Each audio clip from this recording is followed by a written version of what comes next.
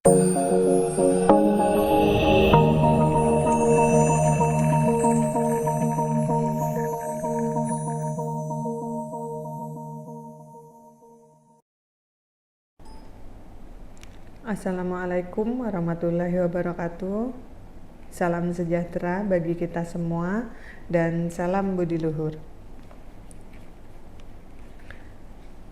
Baiklah, untuk video pembelajaran kita kali ini saya akan menjelaskan tentang integrasi nasional.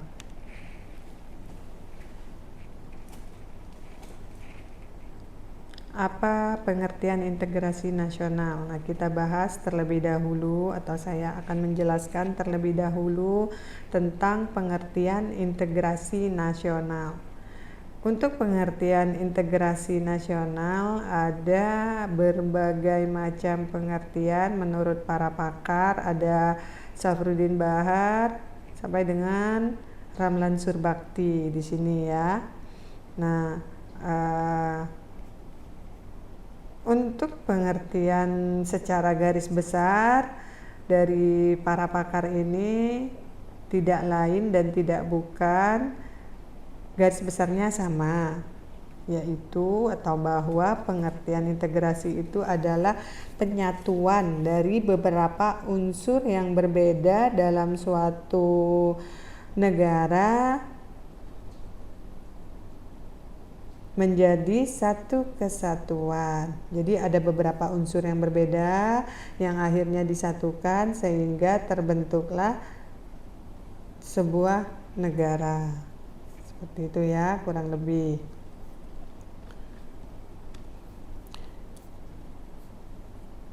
Sedangkan menurut KBBI, integrasi nasional itu ada pengertian secara politis dan secara antropologis. Yang pertama kita lihat pengertian secara politis. Integrasi memilih pengertian proses penyatuan berbagai kelompok budaya dan sosial ke dalam kesatuan wilayah nasional yang membentuk suatu identitas nasional. Jadi kalau kita lihat ke pengertian ini, kembali kita dapat menarik kesimpulan bahwa integrasi nasional itu adalah penyatuan berbagai unsur-unsur yang berbeda sehingga membentuk suatu identitas yang sama. Demikian juga kalau kita lihat pengertian secara antropologis, ya, penyatuan di antara unsur-unsur kebudayaan berbeda sehingga mencapai suatu keserasan fungsi dalam kehidupan masyarakat. Nah, analoginya itu kurang lebih bisa digambarkan atau dideskripsikan bahwa integrasi nasional itu adalah dapat dianalogikan sebagai sebuah atau beberapa bagian-bagian yang tidak sama disatukan atau direkatkan dengan sebuah lem yang kuat sehingga dia bisa menjadi satu kesatuan yang terintegrasi. Dia memiliki hubungan satu dengan yang lainnya. Itu ya. Kalau dalam negara Indonesia, integrasi itu adalah penyatuan dari unsur-unsur negara yang berbeda, yaitu apa saja unsur negara? Ada unsur konstitutif dan unsur deklaratif. Nah, kita lihat yang unsur yang umumnya saja, yang mutlak yang harus ada, yaitu negara itu harus ada wilayah, harus ada penduduk atau rakyat, dan juga harus ada pemerintahan. Nah, apa yang harus disatukan dalam sebuah negara, yaitu pengintegrasiannya terhadap unsur-unsur negara ini tadi. Wilayahnya, misalnya wilayah Indonesia yang tersebar dari Sabang sampai Merauke, ini harus disatukan, yaitu dengan konsep archipelago states, negara kepulauan. Laut itu sebagai penghubung antar pulau, bukan seperti konsep negara-negara barat, laut itu sebagai pemisah pulau. Maka itu akan mempersulit keadaan wilayah Indonesia. Maka integrasi nasional itu tidak akan bisa terwujud. Jadi konsep Archipelago States negara Indonesia yaitu adalah laut sebagai penghubung pulau yang menghubungkan 5 pulau besar yang ada di Indonesia dan 13.000 sekiannya pulau-pulau kecil yang ada di Indonesia, sehingga unsur negara yang namanya wilayah itu disatukan oleh Archipelago States, laut sebagai penghubung pulau. Begitu juga dengan penduduknya. Penduduknya terdiri dari berbagai macam suku yang memiliki kebudayaan yang berbeda, agama yang berbeda, adat istiadat yang berbeda, sehingga ini harus disatukan dengan integrasi nasional melalui identitas nasional. Nah, jadi kurang lebih bisa kita tarik kesimpulan bahwa penyatuan unsur-unsur yang berbeda itu dalam rangka untuk membentuk satu identitas yang sama. Jadi integrasi nasional dengan identitas nasional itu memiliki satu kesatuan. Integrasi nasional itu ada dalam sebuah negara dalam rangka untuk mewujudkan identitas nasional. Kurang lebih seperti itu ya penjelasannya. Secara resmi direalisasikan dalam Konsensus Kesepakatan Nasional melalui Sumpah Pemuda 28 Oktober 1928. Bangsa Indonesia mengakui berbangsa satu, bangsa Indonesia, bertanah air satu, tanah air Indonesia, berbahasa satu, bahasa Indonesia. Perwujudan integrasi nasional dari masyarakat dan budaya bangsa yang heterogen diungkapkan dengan semboyan Bhinneka Tunggal Ika. Nah, hal-hal inilah yang menyatukan keanekaragaman yang ada di Indonesia. Hal-hal inilah yang mengintegrasikan wilayah, penduduk, dan pemerintahan yang ada di Indonesia, atau yang mengintegrasikan unsur-unsur dari negara Indonesia sehingga terbentuklah satu identitas yang sama. Proses mempersatukan bagian-bagian, unsur atau elemen yang terpisah dari masyarakat menjadi kesatuan yang lebih bulat sehingga menjadi satu nation atau menjadi suatu bangsa. Kita lihat jenis-jenis integrasi. Unsur atau aspek apa sajakah yang dapat disatukan dalam konteks integrasi nasional?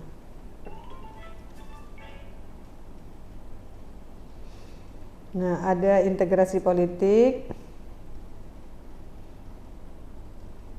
integrasi wilayah, dan ini bisa dilihat ya. Kita lihat yang pertama, integrasi bangsa. Apa itu integrasi bangsa? Yaitu proses penyatuan berbagai kelompok budaya dan sosial dalam satu kesatuan wilayah dan dalam suatu pembentukan identitas nasional. Nah, integrasi bangsa itu berbagai kelompok budaya, berbagai suku, berbagai adat yang ada atau menjadi unsur terbentuk NKRI disatukan dalam kesatuan wilayah, yaitu NKRI yang selanjutnya diikat oleh satu identitas yang sama, yaitu bangsa Indonesia. Nah, ini ya contoh gambar ini, kelompok budaya yang beragam bersatu menjadi sebuah bangsa. Kalau pernah terlepasnya salah satu wilayah Indonesia Timur dan diikuti oleh beberapa daerah lainnya yang juga ingin keluar dari NKRI, contohnya gerakan Aceh Merdeka, itu namanya gerakan separatis ya. Terus ada lagi saat ini kasus yang lagi trending itu tentang KKB ya, konflik kekerasan bersenjata yang terjadi di Papua. Kalau dulu namanya OPM, Operasi Papua Merdeka. Nah, itu ada beberapa contoh ya, maksud saya contoh beberapa bagian dari wilayah yang ada di NKRI itu ingin keluar dari NKRI itu sendiri, yang mana sebelumnya dengan susah payah The Founding Fathers, para pendiri negara menyatukan wilayah-wilayah tersebut menjadi satu kesatuan wilayah dalam wilayah NKRI. Itu ya contoh kasus yang pernah terjadi dan sekarang juga masih terjadi. Yang kedua, kalau tadi integrasi bangsa, sekarang integrasi wilayah. Nah, ini yang saya katakan bahwa unsur-unsur negara itu merupakan unsur-unsur yang berbeda, sehingga perbedaan-perbedaan tersebut harus disatukan. Dia merupakan kepingan-kepingan yang harus direkatkan oleh lem yang kuat agar dia bisa menjadi suatu negara yang cantik, yang menarik dengan keanekaragaman budaya dan keunikan lainnya yang tidak dimiliki oleh bangsa-bangsa lainnya atau oleh negara-negara lainnya. Yaitu yang kedua, integrasi wilayah. Menunjuk pada masalah pembentukan wewenang kekuasaan nasional dan pusat di atas unit-unit sosial yang lebih kecil yang beranggotakan kelompok-kelompok sosial budaya masyarakat tertentu. Itu adalah integrasi wilayah, dapat menyatukan wilayah negara Indonesia. Nah, ini ya beberapa deklarasi-deklarasi atau perjanjian-perjanjian yang pernah ada sebelum Indonesia merdeka sampai dengan Indonesia merdeka, yang dengan tujuan yaitu mengikat keutuhan wilayah Indonesia agar pulau-pulau yang ada ini tidak berceceran atau tidak bercerai-berai, karena memang ini merupakan wilayah Indonesia yang harus dipersatukan, walaupun secara letaknya dia dipisahkan oleh pulau, laut, dan selat. Nah, pernah ada deklarasi Juanda, penentuan batas laut Indonesia, yang mana ternyata itu belum memberikan hak sepenuhnya kepada wilayah NKRI, akhirnya diperjuangkan oleh pendiri negara Indonesia, The Founding Fathers. Tidak hanya sampai deklarasi Juanda saja, dan akhirnya muncullah melalui 3ZN Maritime Keringan Ordonansi atau Konvensi Hukum Laut Dunia, maka dicapailah satu kesepakatan yang namanya zona ekonomi eksklusif, bahwa ini adalah wilayah Indonesia. Batas-batasnya yaitu bukan antar pulau lagi, tapi antar pulau ini laut dan selat ini menghubungkan antar pulau. Batas-batasnya itu ini yang merah-merah ini yang dikenal dengan nama zona ekonomi eksklusif, penghubung antar pulau-pulau. Wilayah Indonesia merupakan rangkaian pulau-pulau yang tersebar dari Sabang sampai Merauke. Demikianlah integrasi wilayah Indonesia agar menjadi sebuah negara yang merupakan atau dengan julukan Archipelago States, negara kepulauan. Nah, ini ya, ada deklarasi Juanda pada tahun 1957. Wilayah kedaulatan Indonesia lebarnya 12 mil, menghubungkan titik-titik ujung yang terluar pada pulau. Laut bukan lagi pemisah, namun terintegrasi dan penghubung antar pulau-pulau. Awalnya ini ya, tadi di penjelasan tadi terbalik ya mungkin. Awalnya Maritime Keringan Ordonansi. Ini ada sebelum deklarasi Juanda. Nah, ini beberapa usaha yang dilakukan oleh pemerintah Indonesia atau The Founding Fathers pada saat itu untuk mempersatukan pulau-pulau yang ada di Indonesia agar menjadi wilayah Indonesia dengan potensi yang dimiliki baik sumber daya manusia dan sumber daya alam yang ada di dalamnya. Sumber daya manusianya yaitu terdiri dari berbagai macam suku yang menghasilkan berbagai macam kebudayaan, sehingga bangsa Indonesia adalah masyarakat yang majemuk, yang memiliki atau kaya akan budaya. Potensi sumber daya alamnya yaitu memiliki tanah yang subur. Kalau kata lagu atau kata pepatah, lagu nenek moyangku kan orang pelaut lagunya. Nah, ini menggambarkan bahwa Indonesia itu adalah negara kepulauan. Terus tongkat kayu dan batu jadi tanaman. Nah, itu melambangkan kesuburan wilayah Indonesia. Indonesia kaya akan rempah-rempahnya, karena itu adalah daya tarik utama yang bisa mendatangkan atau pertama kali bisa membawa datangnya bangsa-bangsa asing yang akhirnya berujung pada penjajahan di bumi Indonesia. Karena Indonesia dari dulu terkenal akan kecantikan wilayahnya, kecantikan kebudayaannya karena beraneka ragam, dan juga kesuburan tanahnya, sehingga menjadi daya tarik bagi negara asing untuk berbondong-bondong datang ke Indonesia, apalagi dengan semboyan beberapa negara tersebut yaitu gold, gospel, dan glory. Mereka carilah di sini, di wilayah Indonesia ini, karena terkenal akan kecantikannya. Kalau orang cantik itu kan akan menarik, dan akhirnya akan berbondong-bondong datang pria-pria atau cowok-cowok menghampirinya. Kalau bunga juga demikian, kalau dia cantik, harum, berdatanganlah kumbang-kumbang untuk menghisap madunya.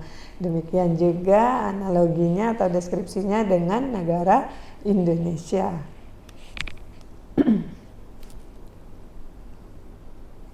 Yang ketiga ada integrasi nilai, menunjuk pada adanya konsensus atau kesepakatan terhadap nilai minimum yang diperlukan dalam memelihara tertib sosial. Jadi orang-orang ini datang karena adanya keinginan bersatu, dikarenakan ada nilai bersama yang diterima dan dijunjung tinggi oleh komunitas tertentu. Misalnya adanya kenduri, orang-orang datang selain karena tujuannya selain silaturahmi, juga tujuan untuk mendapatkan syafaat dari adanya kenduri dengan misalnya pengajian, baca yasin, dan hal-hal agama lainnya, hal-hal yang berkaitan dengan agama maksud saya ya. Nah misalnya kalau di Bangka Belitung itu adanya istilah nganggung. Nganggung itu makan bersama dalam perayaan hari-hari besar Islam yang dilaksanakan misalnya di masjid-masjid. Ya, tujuannya yaitu kebersamaan, nilai agama, gotong royong. Gotong royongnya di mana? Gotong royongnya masing-masing rumah menyiapkan makanan ataupun hidangan yang akan disajikan dalam acara-acara keagamaan atau hari-hari besar Islam. Selain nilai-nilai agama, mendapatkan syafaat dari ayat-ayat suci yang dibacakan, yaitu nilai kebersamaan lainnya gotong royong dalam menyiapkan hidangan untuk para tamu undangan atau yang dikenal dengan istilah nganggung tadi ya. Makanya di Bangka Belitung dikenal dengan semboyan sepintu sedulang, artinya satu rumah bawa satu paket makanan yang akan disumbangkan ke masjid tempat perayaan hari-hari besar Islam. Berikutnya ada integrasi elit massa, menunjuk pada hubungan antara pemerintah pusat versus yang di hubungan antara pemerintah versus yang diperintah, antara pemerintah dengan rakyatnya. Ini mendekatkan perbedaan aspirasi dan nilai-nilai pada kelompok elit dan massa. Jadi pemerintah kepada rakyatnya datang memberikan bantuan secara langsung untuk tujuannya untuk mendekatkan diri kepada rakyatnya. Terjadilah pengintegrasian, penyatuan antara pemerintah dengan yang diperintah. Pemimpin yang dekat itu pemimpin yang bisa mengintegrasikan masyarakatnya atau rakyatnya, pemimpin yang loyal, yang diidolakan oleh rakyatnya, itu akan dengan sendirinya akan bisa menyatukan atau mengintegrasikan antara pemerintah dengan yang diperintah. Walaupun memang misalnya pemerintah, misalnya contohnya gubernur, presiden, dia tidak bisa datang secara langsung menemui rakyatnya, tapi ada beberapa daerah tertentu yang dia kunjungi dalam rangka selain untuk misalnya menyelesaikan pekerjaan dinasnya, juga dalam rangka untuk mendekatkan atau mengintegrasikan rakyatnya dengan dirinya, menyatukan antara pemerintah dengan yang diperintah. Ini yaitu integrasi vertikal antara pemerintah dengan yang diperintah. Nah misalnya presiden mengunjungi korban bencana alam, Presiden Jokowi mengunjungi keluarga-keluarga dari para prajurit maupun ABK ya yang ada atau yang terjadi pada saat tenggelamnya KRI Nanggala 402 misalnya. Itu ya, selain dalam konteks kunjungan secara pribadi maupun kenegaraan, itu dengan tujuannya yaitu mengintegrasikan antara pemerintah dengan yang dipemerintah, presiden dengan rakyatnya. Yang kelima, ada integrasi tingkah laku atau perilaku integratif. Berhubungan dengan penciptaan dan penerimaan tingkah laku terintegrasi di masyarakat demi mencapai tujuan bersama. Nah, ini ya, orang-orang bekerja secara terintegrasi karena memiliki tujuan yang sama. Misalnya melakukan kerja kelompok, jadi melakukan penelitian dalam sebuah laboratorium ataupun membuat karya ilmiah, itu merupakan contoh-contoh dari